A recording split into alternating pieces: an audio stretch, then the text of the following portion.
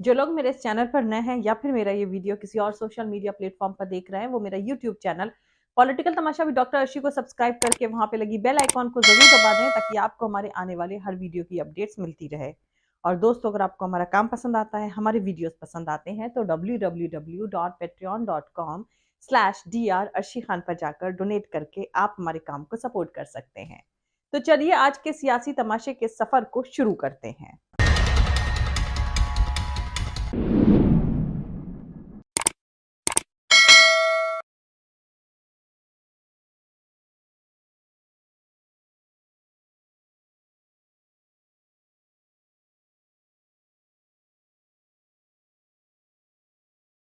और इस सरकार की असलियत बताना इसलिए जरूरी है क्योंकि हमने इनको 40% कमीशन वाली सरकार कहा तो इनको बड़ी आपत्ति हुई। लेकिन ये हमारे शब्द नहीं थे, ये कर्नाटक की कॉन्ट्रैक्टर एसोसिएशन जो रिकॉग्नाइज संस्था है कर्नाटक सरकार की, उन्होंने लिखित में प्रधानमंत्री मोदी को यह लिख कर दिया है कि कर्नाटक के हर कॉन्ट्रैक्ट में 40% कमीशन देना पड़ता है। 2 लोगों ने आत्महत्या तक करी है तंग आकर, और आत्महत्या करने वालों में कांग्रेस के कार्यकर्ता नहीं थे।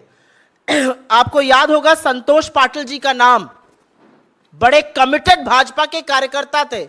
उन्होंने कुछ काम किया, उनसे भी 40% कमीशन वसूल किया गया। उन्होंने भी प्रधानमंत्री को चिट्ठी लिखी और अंततोगत्वा उन्होंने खुदकुशी कर ली। ईश्वरप्पा जो पीडब्ल्यूडी के मंत्री होते थे, उनको आनन फानन में हटाया गया था, फिर इन्होंने ही क्लीन चिट देकर वापस ईश्वरप्पा जी को मंत्री बना दिया। यह असलियत है सरकार की 40%। इस नए भारत के कर्नाटक में बीजेपी विधायक के घर से तकरीबन 8 करोड़ रुपए से ज्यादा कैश बरामद हुआ है। राष्ट्रवादी पार्टी के विधायक का बेटा 40 लाख रुपए की रिश्वत लेते पकड़ा गया है। बताते हैं कि बीजेपी की हुकूमत वाले कर्नाटक में खुलेआम 40% कमीशन की सरकार चल रही है। बिना शर्म, बिना लिहाज, बिना किसी डर के उगाही का धंधा होता है। कांग्रेस का इल्जाम है कि इस उगाही का माल दिल्ली तक पहुंचता है। कर्नाटक के कारोबारियों ने खत लिखकर दिल्ली के तख्त पर बैठे डंकापति साहिब से शिकायत भी करी थी। इसके बाद डंकापति ने कड़ा कदम उठाते हुए येदियुरप्पा के हाथ में हाथ डालकर फोटो खिंचाई और कर्नाटक की आवाम को कड़ा पैगाम दिया कि उगाही का कारोबार जारी रहेगा। दोस्तों, नए भारत में ऑपोजिशन पार्टीज का कहना है कि अब ईडी और सीबीआई जैसी एजेंसियां करप्शन और क्राइम रोकने के लिए काम नहीं कर रही हैं, बल्कि वो ऑपोजिशन के नेताओं का शिकार करती हैं और उन्हें बीजेपी में शामिल कराती हैं। इन एजेंसियों को एक खास सियासी दल बंधक बना चुका है और इनका इस्तेमाल सिर्फ डेमोक्रेसी के कत्ल के लिए किया जा रहा है। वैसे सियासी तमाशा यह है कि कर्नाटक में चुनाव करीब हैं, वहां सरकार भी बीजेपी की है, तो इलेक्शन से पहले बीजेपी के नेता के घर पर दबिश देकर करोड़ों रुपए किस सियासी तमाशे के तहत बरामद करे गए हैं, इसको भी जरा समझ लें। दोस्तों, पहले आपको बता दूं कि कर्नाटक में लोकायुक्त पुलिस ने करप्शन के मामले में बीजेपी विधायक के मदाल विरूपक्षापा और उनके बेटे को मेन एक्यूज बनाया है। इस मामले में अब तक तकरीबन 10 करोड़ रुपए बरामद हो चुके हैं। विधायक के मदाल विरूपक्षापा ने Karnataka soaps and detergent limited के चेयरमैन के पद से भी इस्तीफा दे दिया है। यह एक सरकारी कंपनी है जो मशहूर मैसूर सैंडल सोप बनाती है। के मदाल विरूपक्षापा के दफ्तर और उनके घर पर थर्सडे को छापा मारा गया था, जो फ्राइडे तक चला। एक तरफ माना जा रहा है कि कर्नाटक विधानसभा चुनाव से सिर्फ 2 महीने पहले करप्शन का मामला आना बीजेपी के लिए मुश्किल खड़ी कर सकता है। वहीं इस छापे पर सियासी सवाल भी उठ रहे हैं। दरअसल कांग्रेस कर्नाटक में बीजेपी के खिलाफ 40% कमीशन की सरकार के नाम से कैंपेन चला रही है। इसकी शुरुआत तब हुई थी जब कर्नाटक के कॉन्ट्रैक्टर्स एसोसिएशन ने नरेंद्र मोदी को लेटर लिखकर कमीशन लिए जाने का इल्जाम लगाया था।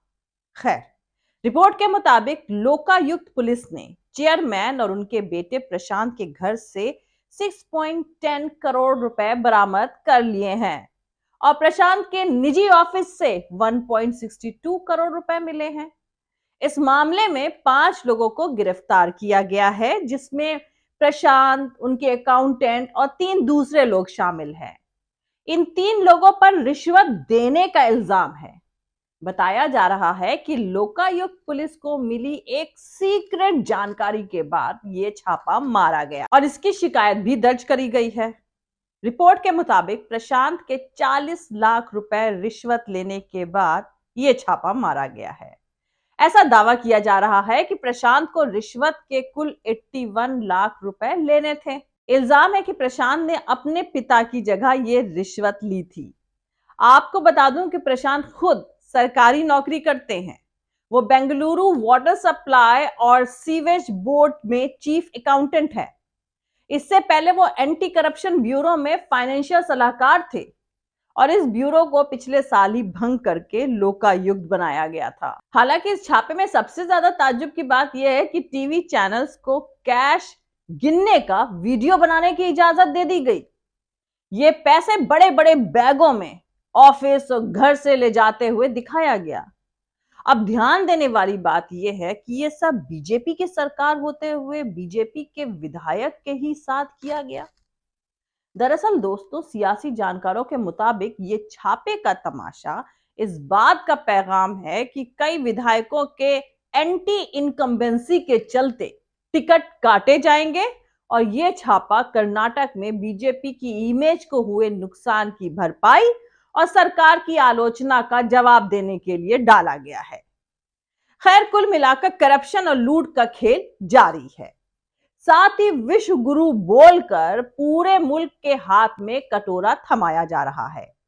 दोस्तों, United Nations Food and Agriculture Organization का कहना है कि भारत में तकरीबन 97.3 करोड़ लोग हेल्दी रहने के लिए जरूरी खाने का इंतजाम करने के हालात में नहीं है।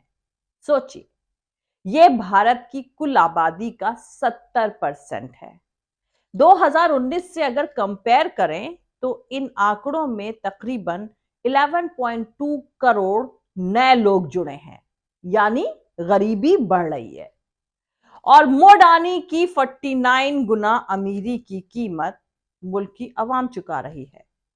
वहीं अगर देखा जाए तो G20 का सबसे गरीब देश है भारत और प्रधानमंत्री नरेंद्र मोदी इस गरीब भारत के मुखिया हैं। खैर, गर्व करने में कोई कमी नहीं होनी चाहिए, क्योंकि इधर प्रधानमंत्री चुनाव जीत रहे हैं, उधर अडानी सेठ हिंडनबर्ग के कहर तले फिर पैर जमाने की कोशिश में जुटे हुए हैं। सेठ को फ्लोरिडा की एक इन्वेस्टमेंट फर्म ने तकरीबन $2 बिलियन की मदद दी है। सेठ की 4 कंपनियों के शेयर खरीदे हैं। कहते हैं राजीव जैन ने जिस कंपनी में पैसा लगाया उसके गर्दिश के दिन खत्म हो जाएंगे। वहीं देखना यह है कि 2 दिन पहले सुप्रीम कोर्ट ने मोदी की जिस तिकड़मी सत्ता को चुनौती दी है, वो साहेब के 2 सेठों की मक्कारियों को कितना बर्दाश्त करती है। खैर, साफ साफ कहा जाए तो राष्ट्रवादी पार्टी इस नए भारत में करप्शन और तानाशाही का ऑल्टरनेटिव बन चुकी है। समझे कि कर्नाटक के बीजेपी विधायक के घर तकरीबन 10 करोड़ रुपए पकड़े गए, लेकिन ईडी, आईटी, सीबीआई सब चुप है। सरकारी इंस्टीट्यूशंस पर कब्जे का यह तमाशा इलेक्शन कमीशन तक की साख को ले डूबा है। 2 दिन पहले जस्टिस जोसेफ ने जो कहा वो इस देश की डेमोक्रेसी के लिए डूब मरने की बात है, लेकिन गिद्धों के झुंड में सन्नाटा है। जो कभी कहते थे कोर्ट भी मेरी, थाना भी मेरा और सरकार भी मेरी, जो करना है कर लो। दूसरी तरफ इस नए भारत में मनीष सिसोदिया के सपोर्ट में खड़े करे गए बच्चों ने कहा है कि करप्ट कौन नहीं है, इतना तो चलता है। सिसोदिया सर ने किया भी तो बहुत है। दोस्तों, ये सिसोदिया के एजुकेशन का दिल्ली मॉडल है। उन्होंने काम करे लेकिन वैल्यूज नहीं सिखा पाए। यही आम आदमी पार्टी की यानी आपकी हकीकत है। यही इस नए भारत के 95% एनजीओ का सच है, जहां से केजरीवाल निकल कर आए हैं। ठीक यही हालात मुल्क की सोसाइटी के भी हैं। कुल 5 किलो अनाज में बिक जाएंगे, फिर चाहे सत्ता उनका खून भी क्यों ना निचोड़ ले। सत्ता ने यह भी एहसास करवा दिया है कि भगवा ओढ़कर कत्ल और बलात्कार करने तक की छूट है। हाथरस में सीबीआई ने चार्जशीट से एक दिन पहले ही गैंग रेप के इल्जाम हटा दिए। सब जानते हैं कि किसके कहने पर और किसको बचाने के लिए ये सब किया गया। हाथरस की दलित बेटी को किसी ने नहीं मारा। No one killed Hathras daughter.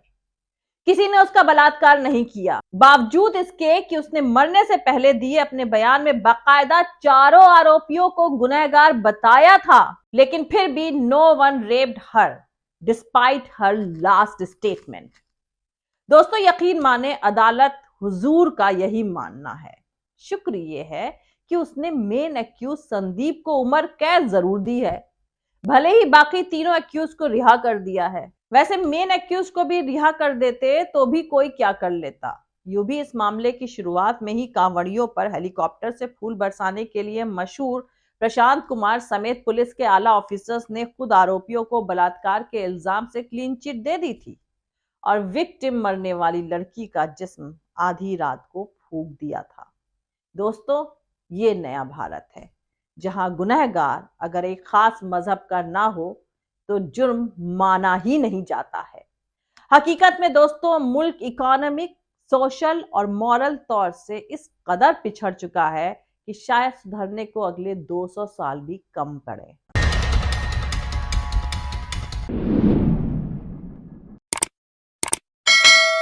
मिलते हैं अगले वीडियो में किसी दूसरे नए सियासी तमाशे के साथ। जय हिंद, सत्यमेव जयते, अल्लाह हाफिज। दोस्तों हमारा पूरा वीडियो और दूसरे और वीडियोस देखने के लिए हमारा YouTube channel political Tamasha with doctor Arshi को सब्सक्राइब करके वहां पे लगी बेल आइकॉन को जरूर दबा दें, ताकि आपको हमारे आने वाले हर वीडियो की अपडेट्स मिलती रहे। और दोस्तों अगर आपको हमारा काम पसंद आता है, हमारे वीडियोस पसंद आते हैं, तो www.patreon.com/dr अर्शी खान पर जाकर डोनेट करके आप हमारे काम को सपोर्ट कर सकते हैं। दोस्तों अगर आपको हमारा वीडियो पसंद आता है तो लाइक और शेयर करना हरगिज नहीं भूलें। आप हमें फॉलो भी कर सकते हैं हमारे ट्विटर, इंस्टाग्राम और फेसबुक पेज पर। मेरा ट्विटर हैंडल है @arshi Aziz Khan. Thank you, मिलते हैं अगले वीडियो में।